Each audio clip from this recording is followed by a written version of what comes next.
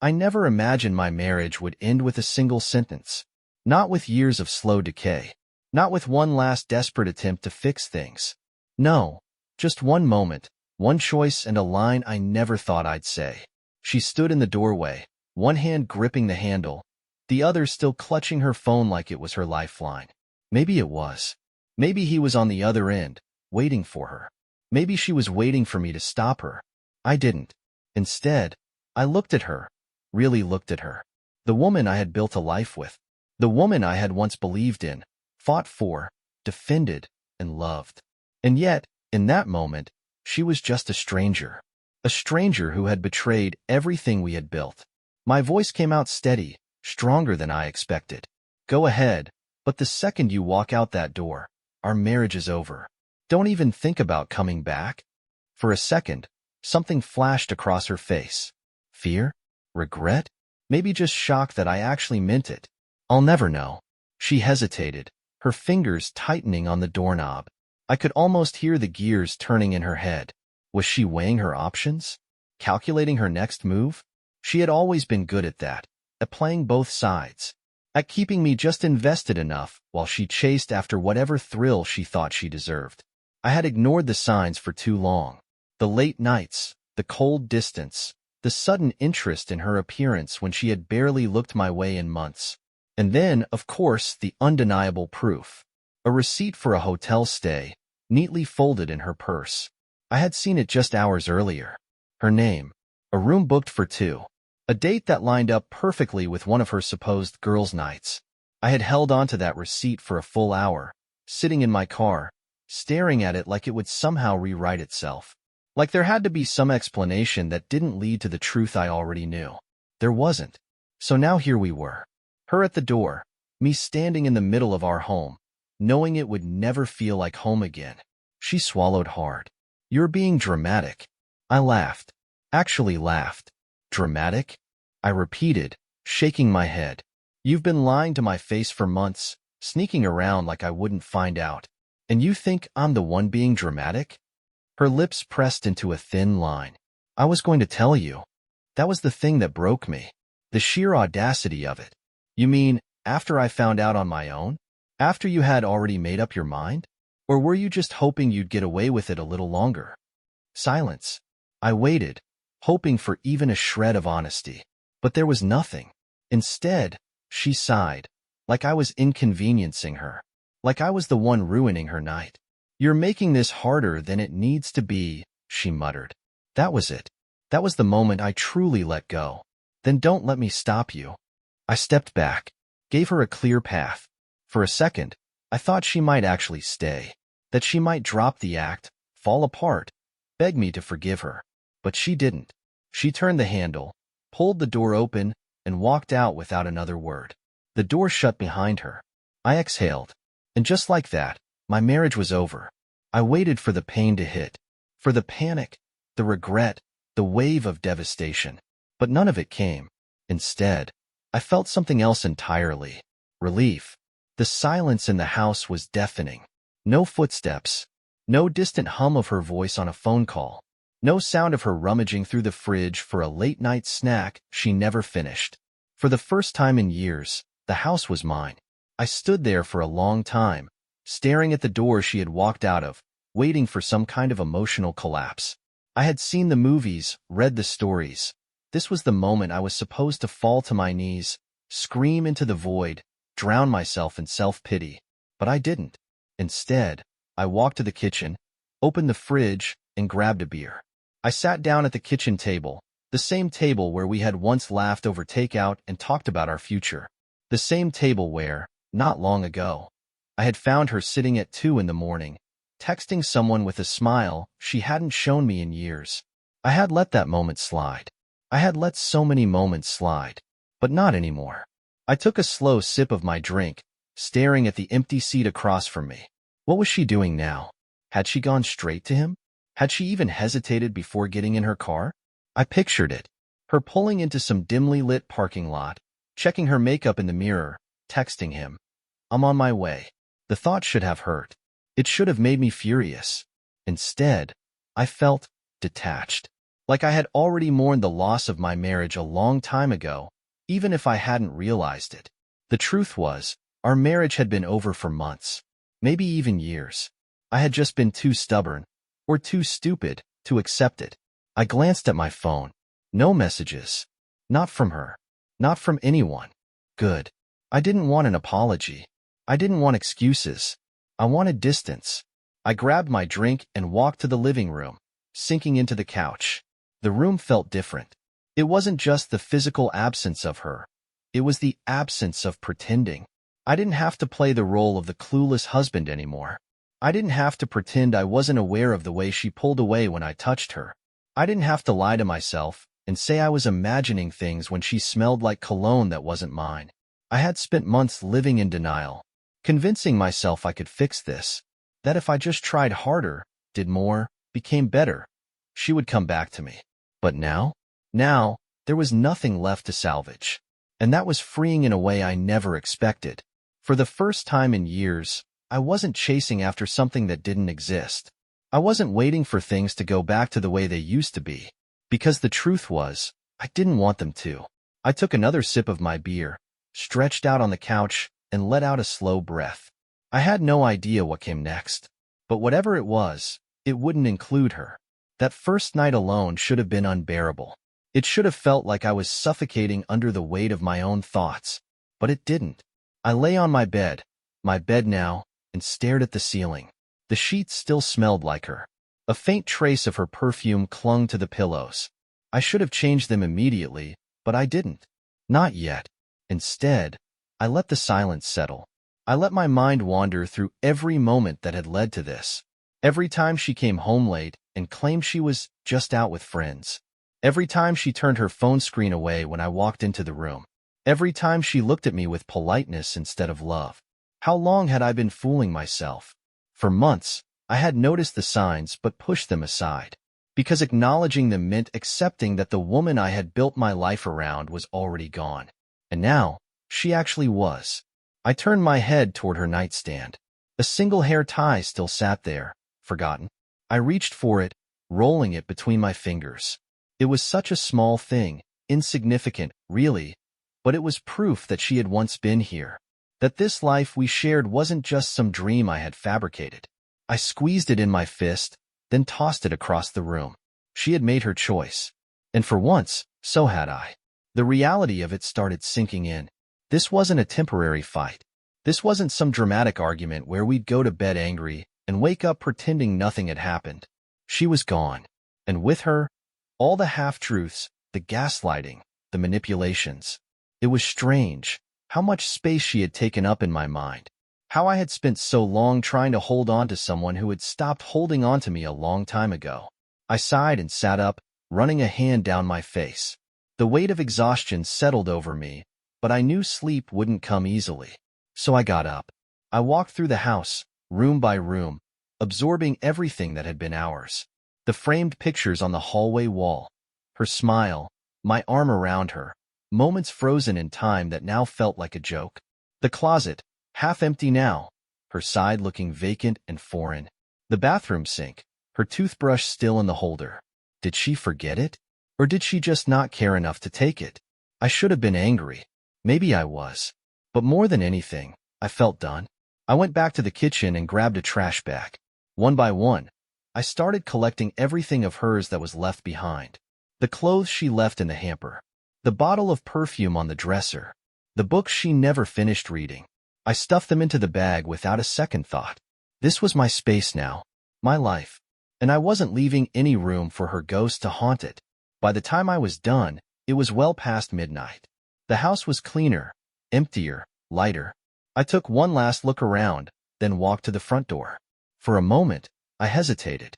Then I opened it. The night air was cool against my skin as I stepped outside, trash bag in hand. I walked it to the bin at the curb, lifted the lid, and tossed it inside.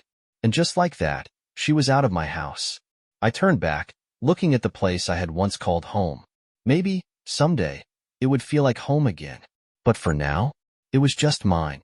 The next morning, I woke up to an unfamiliar feeling, clarity. No tightness in my chest. No suffocating weight of suspicion. No more waking up and immediately checking to see if she had come home. Because she wasn't coming home, I stretched out in bed, taking up all the space I used to leave for her. It felt different. Not good, not bad, just different. For the first time in years, my thoughts weren't consumed by her. But that didn't mean she was entirely gone. My phone lit up from the nightstand, buzzing with unread messages. I stared at the screen for a long moment before picking it up. There they were. Her texts. We need to talk. You're being unreasonable. Let's not make this messy. I let out a breath and tossed the phone onto the bed. Messy? She had already made it messy the moment she decided I wasn't enough. I wasn't sure what I expected from her, but it definitely wasn't that. Not an apology. Not regret. Just negotiation. Like she still thought she had some kind of power over me. She didn't. Not anymore. I left the messages unread and got up. The empty spaces. Walking through the house felt different now. No more pretending. No more playing along with the version of reality she had tried to sell me. There were little reminders of her absence everywhere. The missing coat on the rack, the extra space on the bathroom counter, the untouched cup of coffee I had made on autopilot before realizing she wasn't here to drink it. It was strange. How much a person could embed themselves into every corner of your life. How much they could take with them when they left. But something else was creeping in too. Relief? I didn't have to wait for her anymore. I didn't have to hold my breath every time she got a message, wondering if it was from him. I didn't have to share my space with someone who never really wanted to be here in the first place. For the first time in years, I was free. The first call. I didn't plan on telling anyone right away. Not because I wanted to protect her, but because I didn't know how to say it yet. How do you tell someone that the life you spent years building was nothing more than an illusion? But I wasn't the only one keeping secrets. Because before I could even start figuring out what to say, my phone rang. And it wasn't her. It was Victor, my best friend. I hesitated, then picked up. Hey man, I heard. Are you okay? I frowned. Heard? Who told you? I asked, already knowing the answer. She did. His voice was careful, hesitant. She called me last night. I felt my jaw clench. Of course she did. She was already trying to spin the story, already laying the groundwork for whatever narrative suited her best. What exactly did she say? There was a long pause. She said she left. That you overreacted. That you're being cold. I let out a short, humorless laugh. Cold? I had given her everything. My time, my love, my trust. And the second I stopped playing along, I was the bad guy? She cheated, Victor. I said it plainly, no hesitation. Another pause. I figured, he admitted. She didn't say it, but she didn't have to. I swallowed, the reality of it all settling in. This was my life now. No more pretending. No more illusions. Just the truth, raw and undeniable. And for the first time in a long time, I wasn't afraid of it. The funny thing about the truth? It has a way of spilling out, whether you're ready for it or not. By noon, I had already received 3 more calls from mutual friends. Each one danced around the topic, their voices careful, hesitant, as if I was the one who needed to be handled delicately. But I wasn't fragile. Not anymore. I was done. Victor's call had already confirmed what I suspected. She was trying to control the narrative. She wanted to paint herself as the misunderstood, neglected wife who had no choice but to find comfort elsewhere. But the truth? The truth was simpler. She had choices, and she had chosen him, over and over again. I wasn't going to let her rewrite history. The confrontation I never wanted. By the afternoon, I decided to get out of the house. Staying inside felt too much like waiting, and I wasn't waiting for her anymore. I grabbed my keys, threw on a jacket, and headed to the one place I hadn't been in weeks, the coffee shop down the street. It used to be our spot. Back before everything soured. Back when we still enjoyed each other's company. Now it was just mine. Or at least, that's what I thought. The second I walked in, my stomach dropped. Because there she was, sitting at our usual table. And across from her, him. The man she swore I was crazy for suspecting. The man who was just a friend. The man who was leaning in just a little too close, speaking in a hushed voice, as if the world outside their little bubble didn't exist. but I existed, and I wasn't about to disappear quietly. The moment she realized I wasn't playing along, for a split second, I thought about walking out, about letting them have whatever twisted version of reality they were building together. But then she saw me. Her body stiffened. Her hand, resting on the table, twitched slightly. Guilt. Not enough to stop her from leaving, not enough to make her stay, but enough to make her uncomfortable now that she was caught. Good. I didn't break eye contact as I walked past them, straight to the counter. I could feel her eyes on me, could feel the tension radiating from their table, but I ignored it. She wanted me to react. She wanted to see anger, jealousy, something that would let her know she still had a hold on me. But she didn't. So I ordered my coffee, waited, took my time, and when I finally turned around to leave, she did something I wasn't expecting. She stood up. Can we talk? Her voice was quieter than I remembered, less sure of itself. I raised an eyebrow, glancing at him. He shifted uncomfortably in his chair, avoiding my gaze. Coward. You had your chance to talk, I said. You made your choice. Her lips parted slightly, like she wanted to argue, but there was nothing left to say. She had already walked out that door, and I wasn't letting her back in. So I gave her one last look, one final, indifferent glance that told her everything she needed to know. Then I walked out, and this time, I was the one leaving her behind. Walking out of that coffee shop should have felt like victory, like closure. But as I stepped onto the sidewalk, something gnawed at me, a lingering unease I couldn't quite shake. She looked afraid. Not of me, not of confrontation, but of something else. I had expected anger, defensiveness, maybe even smugness. After all, she had one, right? She had walked out on me for him. So why did she look like someone had just yanked the floor out from under her? I let the thought simmer in the back of my mind as I drove home. I wasn't going to obsess over it. Not anymore. She wasn't my problem. But reality has a way of punching you in the gut when you least expect it. The first sign that something was off. By the time I got home, my phone was blowing up. Not from her. Not from Victor. But from her sister, Claire. We weren't close. Never had been. Claire had always been neutral, the type to keep her distance when things got messy. So why was she calling me now? I hesitated, then answered. Elliot. Her voice was sharp, urgent. Tell me you didn't sign anything. I frowned. What? The divorce papers. Did you sign them yet? I let out a humorless laugh. Haven't even seen them. Why? She exhaled sharply. I need to talk to you. In person. Now, my gut was screaming at me. Something was wrong. Claire, what the hell is going on? Not over the phone, she said quickly. Meet me at my place in an hour. Then she hung up. The truth she didn't want me to know.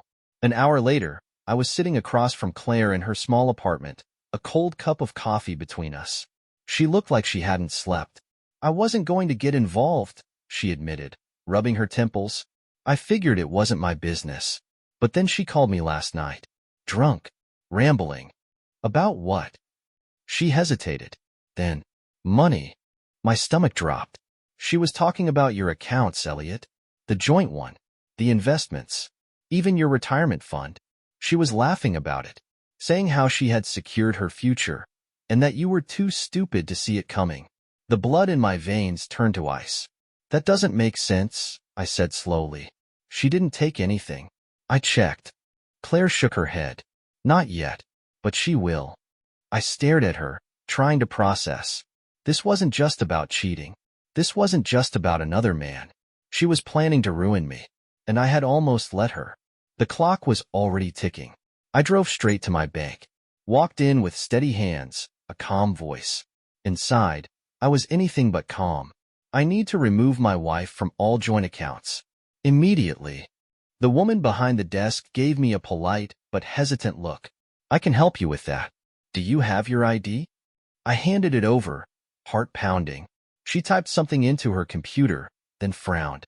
Sir, your wife withdrew a large sum earlier today. The air left my lungs. How much? My voice was barely more than a whisper. She turned the screen toward me. I saw the number. 5 figures. Gone. Vanished. Stolen. The final betrayal. I sat there, staring at the screen, feeling the weight of every lie she had ever told me pressing down on my chest. This wasn't about love. It wasn't even about an affair. She had been planning this for months, maybe even years, and I had played right into her hands. The bank teller was saying something, asking if I wanted to file a report, if I wanted to freeze the remaining funds. I nodded mechanically, but inside, I was burning. She had walked out that door, and she had taken more than just our marriage with her. She had taken everything. I sat in that cold bank office, staring at the screen where my ex-wife's betrayal was spelled out in numbers.